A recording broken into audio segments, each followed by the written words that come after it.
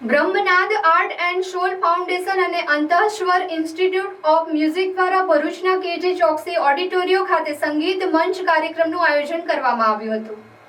શાસ્ત્રીય સંગીતના ઉત્થાન કલાકારોના પ્રોત્સાહન માટે વ્યાનુભાઈ વ્યાસ દ્વારા આ વિશેષ પ્રયત્ન હાથ ધરવામાં આવ્યો છે કે જેમને ભરૂચના સંગીત પ્રેમીઓને સંગીત મંચ દ્વારા એક અદ્ભુત સંગીતમય અનુભવ કરાવ્યો છે. કાર્યક્રમની શરૂઆત મુંબઈના જાણીતા સારંગી વાદક ફારૂક અબ્દુલ લતીફ ખાનના મંત્રમુગ્ધ સારંગી વાદનથી થઈ હતી.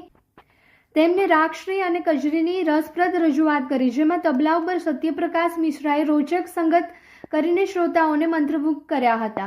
ત્યારબાદ પુણેના પ્રતિભાશાળી શાસ્ત્રીય ગાયિકા તેજા કાલે ગોડસેએ પોતાની શ્રેષ્ઠ ગાયકી રજૂ કરી તેમને રાગ ભૂપાલીથી કાર્યક્રમ શરૂ કર્યો હતો.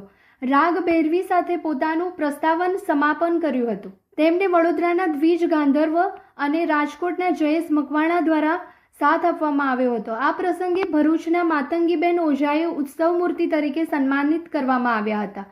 કાર્યક્રમમાં ડોક્ટર જાનકી મીઠાઈવાળા દ્વારા એક નવી પુરસ્કાર યોજના કોકિલાબેન ધનસુખભાઈ મીઠાઈવાળા શ્રુતિ મધુર બાલ ગૌરવ પુરસ્કારની જાહેરાત કરવામાં આવી હતી. આ પુરસ્કારના પ્રથમ વિજેતા તરીકે બાળિકા સંગીતકાર શાલિની દાસનું સન્માન કરવામાં આવ્યું હતું, જેમાં સંગીત પ્રતિભા અને સમર્પણને પણ માન્યતા આપવામાં આવી હતી.